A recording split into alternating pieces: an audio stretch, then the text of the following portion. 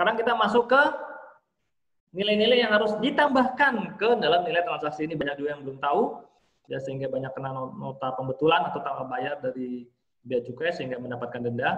Nah, kita sekarang yang paling kanan nih, yang ditambahkan ke nilai transaksi ya. Nih. Pertama, komisi atau jasa perantara, kecuali komisi pembelian. Ingat ya, kecuali komisi pembelian. Berarti yang dimasukkan hanya yang apabila itu melakukan komisinya komisi penjualan. Bedanya apa gitu antara komisi pembelian sama komisi penjualan gitu. Jadi Anda harus lihat apakah orang yang bertindak sebagai penengah ya, sebagai penengah atau perantara ini mewakili importir, kalau Anda sebagai importir, mewakili Anda sebagai importir atau mewakili si penjual gitu. Kalau mewakili si penjual maka disebut komisi penjualan. Tapi kalau mewakili Anda sebagai importir maka disebut komisi pembelian. Gitu ya.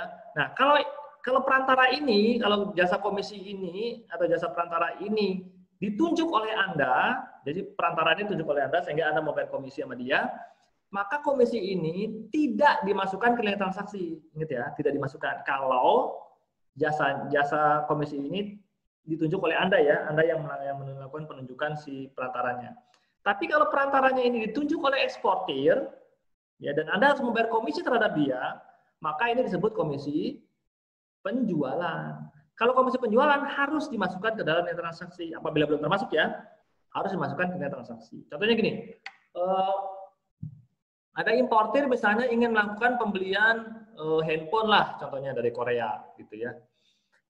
Cuman karena orang Indonesia ini tidak berpengalaman dalam pembelian barang elektronik ini atau baru, maka dia akan mencari teman yang bisa dipercaya untuk melakukan pembelian terhadap handphone.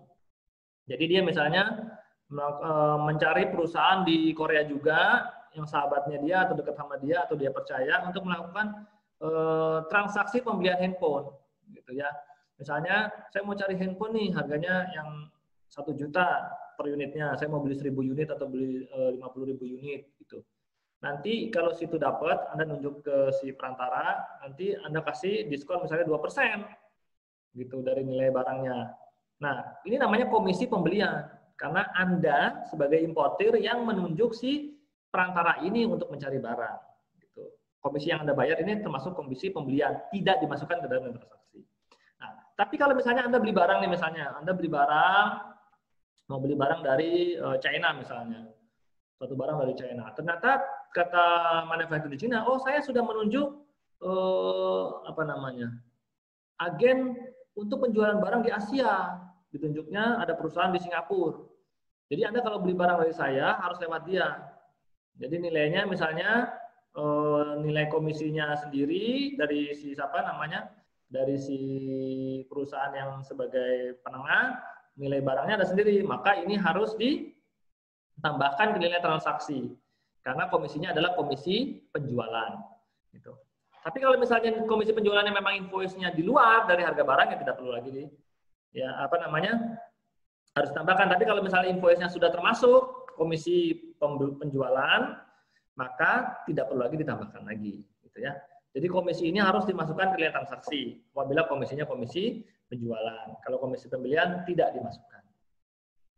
Contoh, importir I di Indonesia mewakili perwakilannya P di Singapura.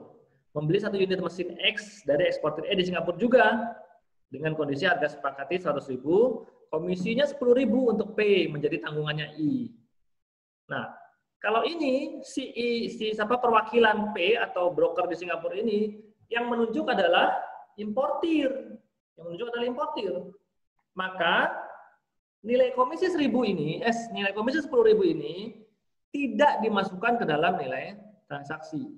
Karena si P ini adalah tanggungan si importir atau yang nunjuk si importir. Ini contohnya ya, komisi.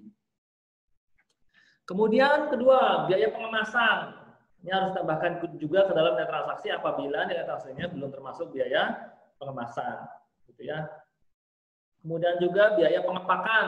Ini pengepakan mungkin hampir sama ya. Jadi kalau ada biaya pengemasan tambahan atau pengepakan tambahan yang belum termasuk nilai transaksi, terus Anda di-charge lagi sebagai importir, invoice-nya berbeda dari harga barang, maka Anda harus tambahkan nilai pengepakan atau apa namanya pengemasan itu yang belum termasuk nilai barang ke dalam nilai transaksi. Harus tambahkan ya, apabila invoice-nya berbeda atau tagihannya berbeda. Tapi kalau misalnya tagihannya sama, sudah termasuk di dalam invoice, ya tidak perlu tambahkan lagi. Biaya pengepakan yang merupakan bagian dari sarana transportasi yang dipakai berulang-ulang. Ya, ini atau double package lah. Ya. Nah, apabila seperti ini, ya dimasukkan ke dalam nilai transaksi. Ya. Kemudian ASIS. Nah, ini agak panjang kita ngomongin ASIS nih. Ya. ASIS ini apa nih? ASIS ini adalah nilai dari barang atau jasa yang dipasok oleh si X importir di Indonesia atau dipasok secara tidak langsung oleh eksportir lain di negara lain. Ya. Nah, pada saat pengiriman kembali ke Indonesia, barang yang sudah ditambahi atau dipasok ini, jadi barang yang dipasok tadi di Indonesia kembali lagi ke Indonesia dengan ditambahi barang lain. Kita ambil contoh gini, biar gampangnya. Nah, ini contohnya. Misalnya gini, importir di Indonesia melakukan pembelian HP, pembelian handphone ya. Importir di Indonesia ini melakukan pembelian handphone dari China. Indonesia melakukan pembelian handphone dari China. Tapi casing HP yang akan diimpor tadi itu berasal dari Indonesia juga. Jadi Indonesia ngirim casing HP ke China. Ya. Kemudian Indonesia juga melakukan purchase order atau pembelian terhadap desain HP-nya dia ke Amerika. Misalnya Indonesia melakukan purchase order atau pembelian desain HP ke Amerika. Kemudian Amerika akan mengirimkan desain HP tersebut ke China. Ya. Kemudian Indonesia juga melakukan pembelian atau pemesanan terhadap LCD HP-nya. Layar LCD-nya itu dibuat bukan dari Cina ya, tapi dibuat dari Korea. Misalnya importer Indonesia memerintahkan Korea atau membeli LCD dari Korea untuk dikirim ke China. Jadi desain HP sama LCD ini itu adalah hasil dari pembelian dari importer Indonesia. Jadi importer Indonesia menyuruh Korea dan menyuruh Amerika untuk melakukan pengiriman desain dan pengiriman LCD ke manufaktur yang ada di China. Gitu ya. Indonesia juga mengirim casing HP juga ke China. Nah, nanti di China, manufakturnya atau eksportirnya akan membuat handphone yang desainnya tadi dari Amerika, yang LCD-nya tadi dari Korea, dan yang casingnya dari Indonesia. Nah, di China nanti apa berarti? Berarti sisanya selain desain, LCD, dan casing. Jadi barang-barang di HP selain LCD dan casing itu dibuat di China. Kemudian dijadikan HP, kemudian HP itu baru dikirim ke Indonesia. Nah, desain HP, LCD, dan casing ini namanya adalah ASIS. Ya, desain HP, LCD, dan casing ini namanya ASIS. Nah, barang impornya apa nanti? Barang impornya HP ini nanti setelah jadi dikirim ke Indonesia. Nah, bagaimana terhadap nilai desain, nilai LCD, dan nilai casing tadi? Karena China ini sebagai pembuat barang dan sebagai eksportir HP-nya tidak mengetahui berapa besar nilai desain, nilai LCD, atau nilai casing. Maka biasanya faktur atau invoice yang dibuat oleh manufaktur di Cina adalah nilai-nilai barang yang memang dia charge atau yang dia memang buat. Jadi desain HP, LCD, dan casing biasanya tidak diberitahukan di dalam invoice yang dikirim ke Indonesia. Karena yang melakukan pembayaran ke Amerika dan Korea kan orang Indonesia. Jadi China-nya tidak tahu berapa biayanya. Maka pada saat dia bikin invoice pasti di dalam invoice-nya pasti tidak termasuk desain dan LCD juga casing. Ya. Nah, untuk nilai-nilai tersebut tadi yang casing, yang LCD, kemudian yang desain, itu harus ditambahkan ke dalam nilai transaksi. Harus ditambahkan ke dalam nilai transaksi karena biasanya invoice yang dari China tadi ya tidak termasuk nilai LCD, nilai desain, sama nilai casing. Harus ditambahkan ke dalam nilai transaksi. Jadi pada saat Anda bikin PIB ke bea cukai, maka nilai casing tersebut, nilai desain sama nilai LCD yang dari Korea harus ditambahkan ke dalam nilai transaksi sebelum diberitahukan ke bea cukai. Nah, nilai transaksinya itu harus nilai dalam bentuk CIF, jadi harus termasuk biaya freight dan asuransi dalam proses pengirimannya ke China. Ini contoh ya, misalnya importer I membeli satu mesin X dari eksportir E di Singapura dengan kondisi harga 200.000. Cuman dari mesin tersebut ternyata ada bagian elektroniknya yang berasal dari si importir. Jadi importir mengirim elektronik komponen ke eksportir di E di Singapura, kemudian dirakit menjadi mesin, mesinnya dikirim kembali ke Indonesia. Nah, nilai elektronik komponennya 40.000. Gitu. Maka pada saat pemberitahuan ke bea cukai, berapa nilai transaksinya? Nilai transaksinya berarti 200.000 ditambah 40.000. Gitu. Nah, karena ASIS, ya karena ASIS ini adalah berupa barang komponen, ya harus ditambahkan ke dalam nilai transaksi. Tapi ternyata juga ada beberapa item-item dari suatu barang, ya, yang juga bisa disebut sebagai ASIS. Jadi ASIS bisa berupa misalnya material, komponen, bagian dari barang-barang sejenis yang terkandung dalam barang impor, kemudian peralatan, cetakan, dan barang-barang yang digunakan untuk pembuatan juga barang impor. Jadi apa molding, ya. Jadi kita misalnya impor Indonesia ngirim molding nih ke eksportir di China, kemudian China akan membuat barang cetakan yang dari molding dari Indonesia, maka cetakan itu adalah ASIS juga. Kemudian material yang digunakan untuk pembuatan barang impor, material-material tadi ya kayak LCD tadi contohnya LCD, casing itu juga sebagai ASIS juga. Teknik pengembangan karya seni, desain, perencanaan ya yang dibuat di luar daerah pabean itu juga sebagai ASIS. Nah, ini menarik nih. Apabila desain atau karya seni atau desain teknik atau perencanaan atau pengembangan terhadap barang impornya berasal dari Indonesia, ya, maka teknik pengembangan karya seni tadi atau desain tadi tidak perlu dimasukkan ke dalam nilai transaksi. Ini apabila berasalnya dari Indonesia ya atau dari dalam pabean. Tapi kalau desainnya berasal dari negara lain, maka harus ditambahkan ke dalam nilai transaksi. Mencari contohnya, desain dari Amerika gimana? Desain dari Amerika harus dimasukkan ke dalam nilai transaksi. Kemudian contoh, nah gini, tadi kan kita sepakat bahwa ASIS harus ditambahkan ke dalam nilai transaksi, gitu ya. Cuman untuk asas keadilan, ASIS-ASIS yang berasal dari Indonesia itu akan diberikan pembebasan bea masuk. Ya, ASIS-ASIS yang berasal dari Indonesia akan diberikan pembebasan bea masuk. Kemudian bagaimana perhitungannya?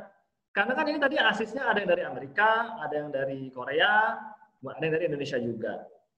Nah, untuk nilai barangnya semua dijumlahkan dulu. Jadi ASIS dari Indonesia, casing, ASIS dari Indonesia casing ini dijumlahkan ke unit HP-nya, ditambahkan ke unit HP. Desain juga tambahkan ke unit HP. LCD tambahkan ke unit HP. Tapi nanti pada saat membayar bea masuk, karena tadi casingnya berasal dari Indonesia, maka casing harus dikeluarkan dari nilai pabeannya. Jadi Anda harus pertama menghitung dulu keseluruhan bea masuk apabila casingnya diperhitungkan juga sebagai nilai barang impor. Bea masuk kan seperti biasa ya, nilai pabean tadi ditambah nilai pabean dikali kurs pajak, nanti dikali tarif, dapatkan bea masuk total ya. Nah, bea masuk total itu nanti dihitung lagi dengan rumus. Bea masuk total dihitung lagi dengan rumus. Ya, rumusnya apa? Bea masuk total dikali 1 dikurang NA, nilai ASIS dari dalam nilai pabean, dan nilai transaksi total setelah ditambah ASIS. Nah, jadi nanti bea masuk dibayar pasti lebih rendah daripada bea masuk yang seharusnya. Contohnya nih, kita bisa lihat perhitungannya. Contoh, harga barang 100.000, ya, harga barang 100.000. ASIS yang berasal dari dalam daerah pabean ya, misalnya tadi casing dari Indonesia. ASIS yang berasal dari Indonesia misalnya 10.000. Kemudian ASIS yang berasal dari luar daerah pabean, tadi misalnya dari Amerika, yang dari Korea, misalnya 15.000. Ya, tarif bea masuk barang 10%, kurs pajaknya $1 10.000.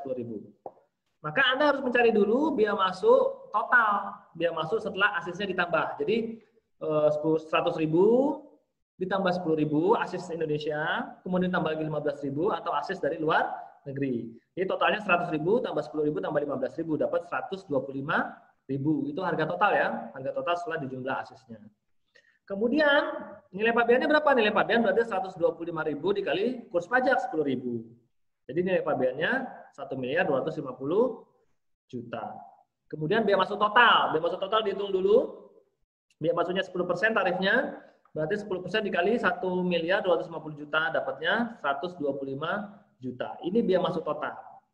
Untuk asas keadilan, asis yang tidak udara pabean yang 10.000 ini diperhitungkan sebagai pengurang dari biaya masuk. Maka untuk dimasukkan ke dalam rumus, biaya masuk dibayar, biaya masuk total tadi 125 juta dikali 1 dikurang 10.000. 10.000 itu apa? 10.000 itu asis dari dalam negeri ya. 10.000 asis dalam negeri. Dibagi 125.000. Asis nilai pabean setelah ditambah asis total 125.000. Nah, dapatnya 115 juta. Kalau Anda lihat nih, di bawah,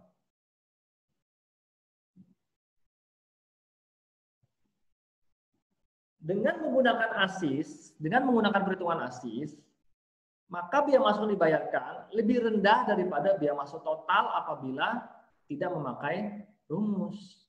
Gitu. Jadi saya sarankan teman-teman yang ada asis dari udara pabean, pertama tetap ditambahkan dulu ke nilai transaksi. Kemudian baru dimasukkan ke dalam rumus. Banyak yang bertanya, Pak, kalau gitu ngapain capek-capek dimasukkan ke nilai transaksi, habis itu dikurang lagi pakai rumus? Kenapa enggak? Ya udah, nggak usah dimasukin aja ke nilai transaksi. Toh pakai biaya masuk biasa kan sama aja. Iya benar sama aja. Gitu. Tapi nanti pada saat penghitungan pajak, PPN impor dan PPh impor, itu kan diambilnya dari biaya masuk ditambah nilai pabean. Nah, kalau biaya masuknya Anda ambilnya dari biaya masuk tidak pakai rumus yang 125 juta ini, maka pajaknya dan PPN-nya otomatis pasti diambil dari 125 juta itu. Tapi kalau Anda menggunakan rumus untuk yang pakai asis, ya, yang 115 juta, maka pembayaran PPN dan PPh impornya itu diambilnya dari 115 juta ini. Otomatis PPN dan PPh-nya jauh lebih kecil daripada Anda membayar PPN dan PPh impor menggunakan biaya masuk yang sebelum dikurangi asis seperti itu. Ya.